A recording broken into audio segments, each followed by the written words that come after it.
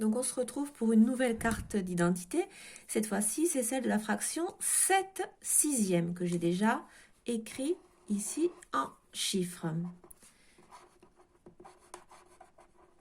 Alors attention, cette fraction, si on l'observe bien, on a le numérateur ici qui est plus grand que le dénominateur ici.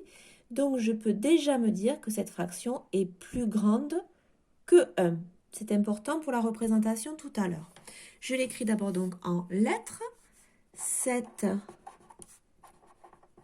sixièmes, avec un S toujours parce qu'il y en a 7. Et maintenant, je vais me poser la question de représenter avec un dessin cette fraction.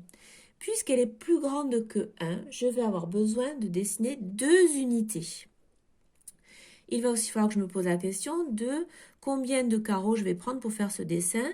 Donc, comme la vidéo précédente, je vais me servir ici donc du dénominateur qui est 6.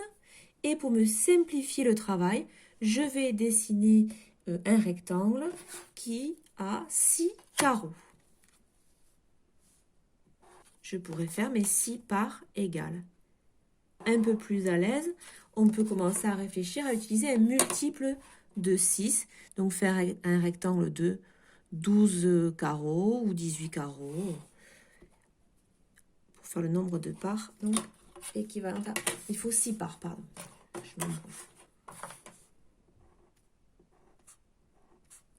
On voit bien ici que si j'ai qu'une seule unité de dessiner, je me retrouve avec 1 sixième, 2 sixièmes, 3 sixièmes, 4 sixièmes, 5 sixièmes, 6 sixièmes, mais je ne parviens pas à avoir 7 sixièmes. Donc je suis obligée de redessiner une unité identique à la première. Donc si j'ai choisi 6 carreaux, je refais une unité de 6 carreaux.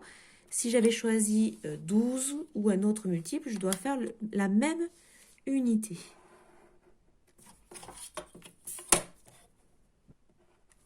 Et là maintenant, je vais pouvoir colorier 7 sixièmes. Je sais que si je colorie l'unité qui est ici, j'ai 6 sixièmes. Il me restera à prendre une part de la deuxième unité. Ici, j'ai bien 7 sixièmes. Je vais représenter maintenant 7 sixièmes sur une droite graduée. Comme la vidéo précédente, je trace ma droite. Je la démarre à 0. Et je vais compter 6 carreaux pour arriver à l'unité.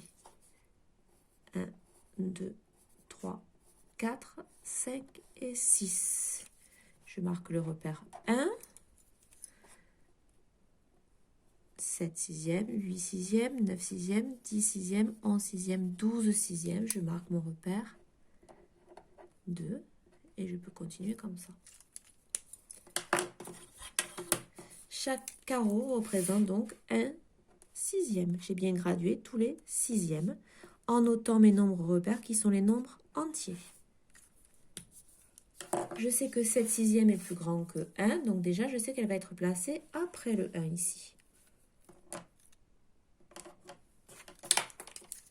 6 sixièmes, 7 sixièmes sera ici.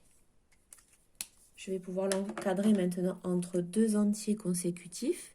J'observe ma droite graduée. 7 sixièmes est entre le repère 1 et le repère 2.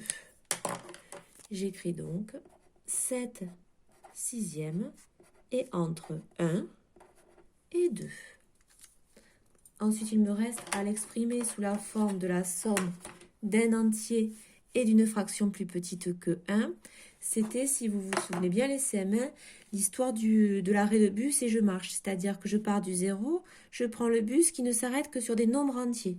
Je m'arrête donc sur le 1. J'écris donc 1 plus, à pied, il me restera à faire 1 sixième pour arriver sur 7 sixièmes.